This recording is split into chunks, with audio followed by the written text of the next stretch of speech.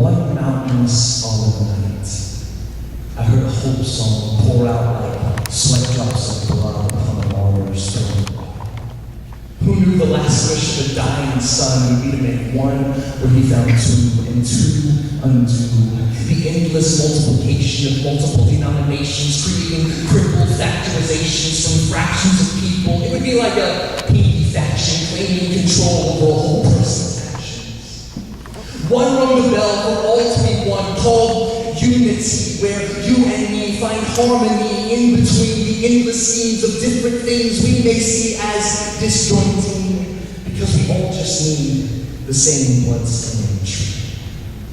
As I stood listening to my Savior's forgotten prayer, all the religious buildings started to stare, and the steeples raised their voices, and the church bells rang their noises, and the marquees raved their choices. They all sang the same song, just in different keys, and the disseminating made me dizzy.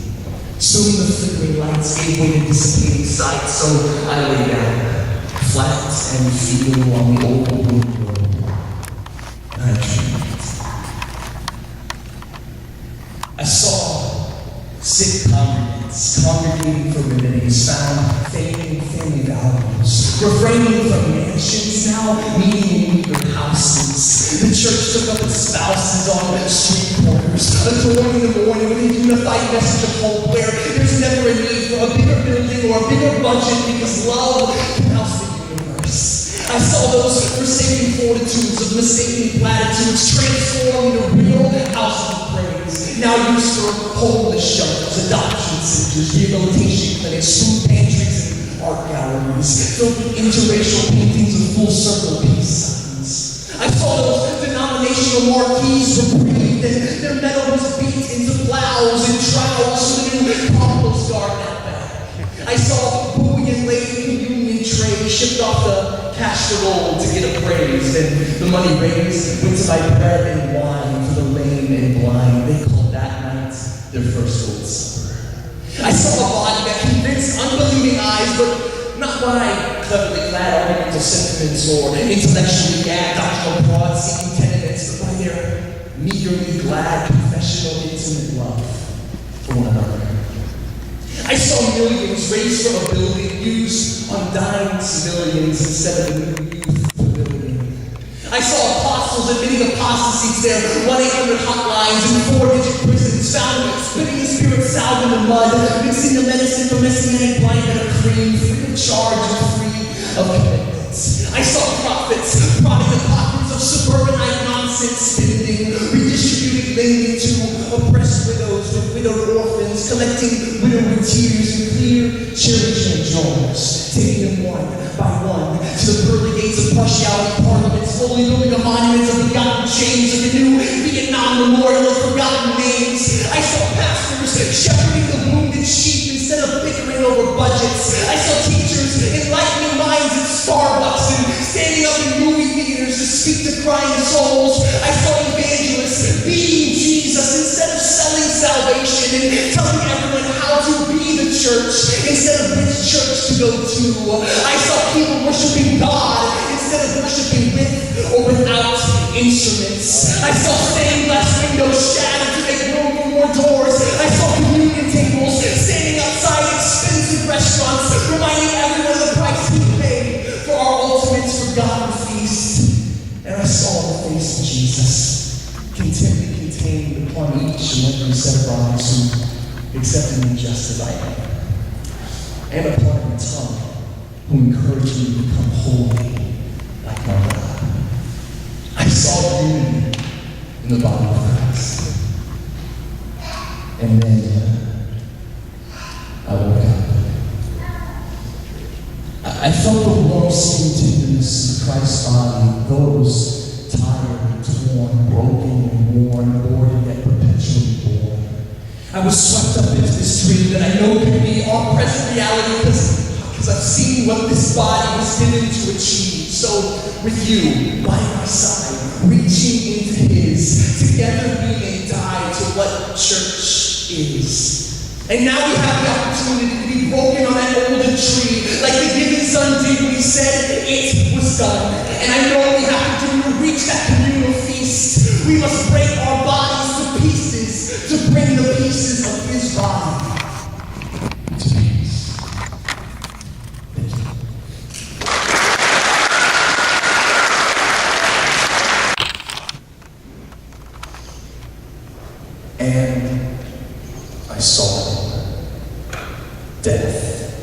with his mighty sea. Exhaling in every breath the plant he brings. To the grave he gave victory, triumphing over life with the fear of endless sleep. Endlessly we hide from our mortality, mortally wounded from birth, we lie to ourselves from infancy. Infinitely investing time and a life will inevitably be taken by this incredible creature that now stands before me. Death. He manifests himself on ordinary days. His 6-foot stomach growls with hunger pains. For his meal he cannot wait, so we are forced to taste him even before the grave. We are all dying. There is no other way. I see him in Haitian and Japanese earthquakes. He's hating the escapees of his cruel wakes. I see him in poverty, impoverishing the quality of life in regions that are reachable, and in those with the reach who find reasons not to reach out to treat what is treatable. I see him in disease, taking life out of uninfected yet affected families. I see him in depression, in Prozac and pain pills, and razor blades and bedside bills. I see him in abuse, physical, emotional, mental misuse. I see him in spiritual confusion, material obsessions, physical possessions. I see him in marital transgressions, childhood remorse, and ugly divorce. I see him in our slavery to appearances, appearing to care more about our images than those in dying villages. I see him in our ignorance, ignoring truth for some more comfortable inference. I see his emergence in our churches as we pull out emergency verses as determines to religious differences, going on and defending our way of worship, making community worthless. Death is killing us. Before we even enter the surface of the earth, we are in service to his words. It is finished. The end of our earth. We cannot escape his wretched curse, for death and his grave we constantly rehearse. Even God himself was coerced. Divinity immersed itself in humanity, humbly taking on flesh, scorning vanity. The world saw his way of life as insanity, insisting he cease speaking of this radical Christianity. But man found him guilty, accusing God of blasphemy, performing the ultimate usurpation by slaying Christ on Calvary. But through their cowardly cross, Jesus embossed mankind with amnesty, championing over death with the beauty of his fatal injury. And I know many still doubt, and rightfully so, bringing up this inquiry. What does that poor Jewish man dying on a Roman tree 2,000 years ago have to do with me? I reply simply. Christ came and died to marry his bride-to-be. And though death could kill the groom, it could not kill the ring.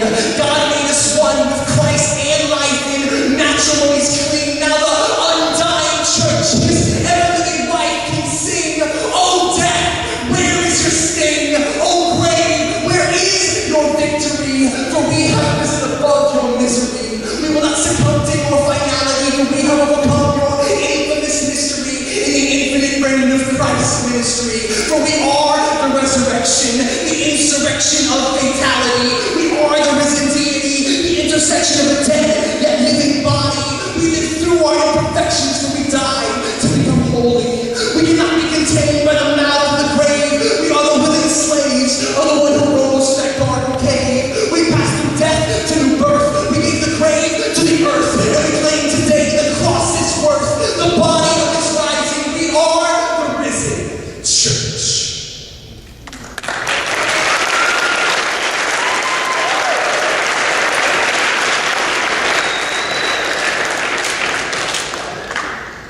Thank you all so much.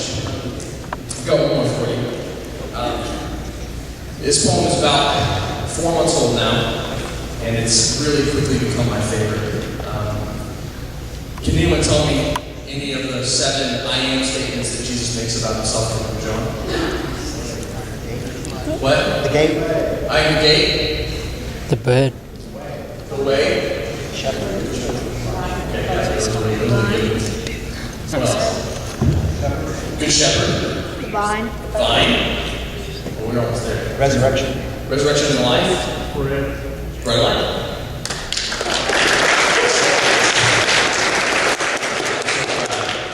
You're literally the first show that's ever done it. Congratulations. So, this is just a poem that talks about those 7 I am statements. I hope you enjoy it. It's called I Am. And afterwards, I'll be behind my merch table for just a little bit to get to know you on one-on-one basis. And then we'll jet over to the fellowship hall and do some Q&A and hang out. So, this is called I Am.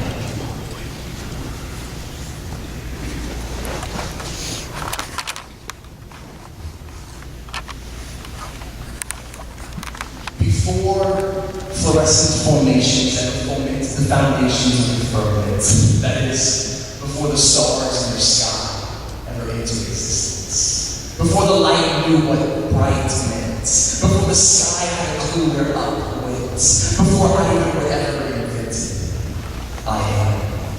Before terrestrial perennials, terrestrial planets, territorial terrain, that is, before the plants in the ground were ever ordained, before roots were ever arranged, before fruits had a taste, before either had a name, I am. Before the ocean had a bowl, before the surf discovered its role, before the grave was made Sheol, before man had a soul, I am. Before Eden was installed, before the garden serpent crawled, before the tree, before the fall, I am. For I am truth, before there ever could be false, I am perfection, before there ever could be faults, I am by all, in all, through all, in all, and I am to be called, I am. Before the curse usurped the ground, drove you away from the divine. Before you felt this separation between who you are and the intention of your design. Before you tried to abide the sources of death in order to find life. Before you combined yourself with any form of pleasure you could find. Before you felt so alone. Before you felt so dry. Before you tried to run away from my side, I am divine.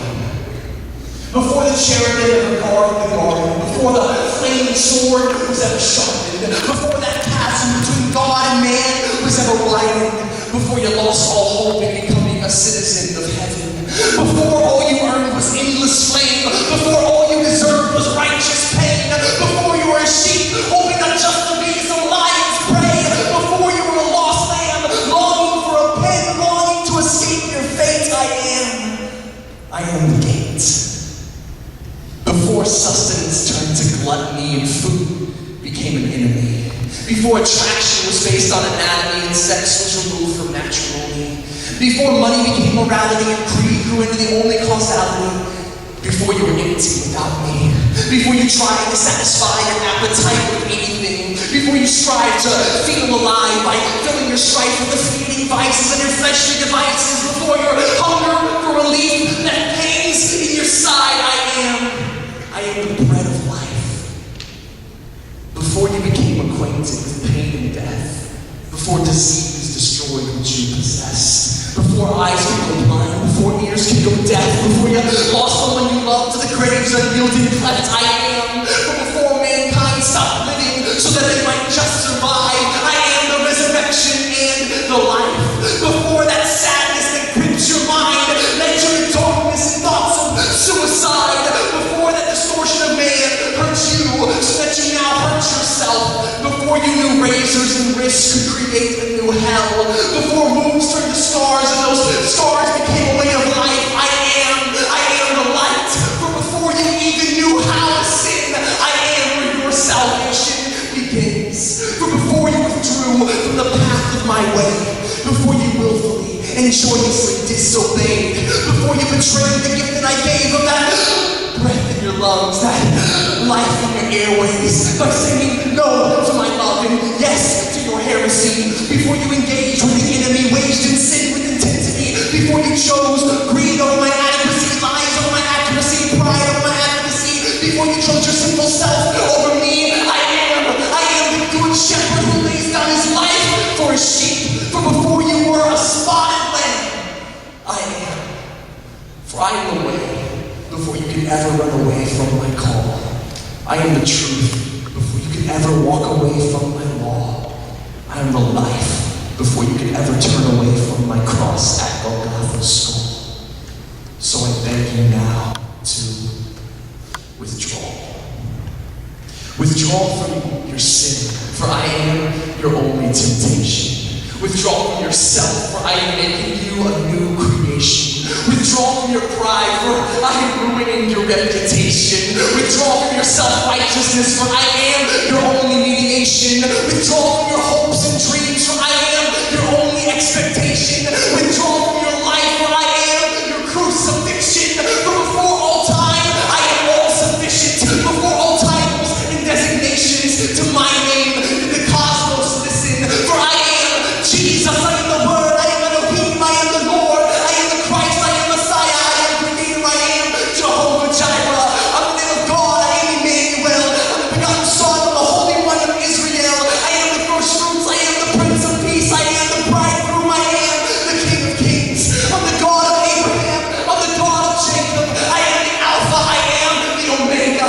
I'm the Holy One worthy of praise. So withdraw into my side, withdraw and be made mine, withdraw and with me stay, withdraw into my way. Thank you guys so much.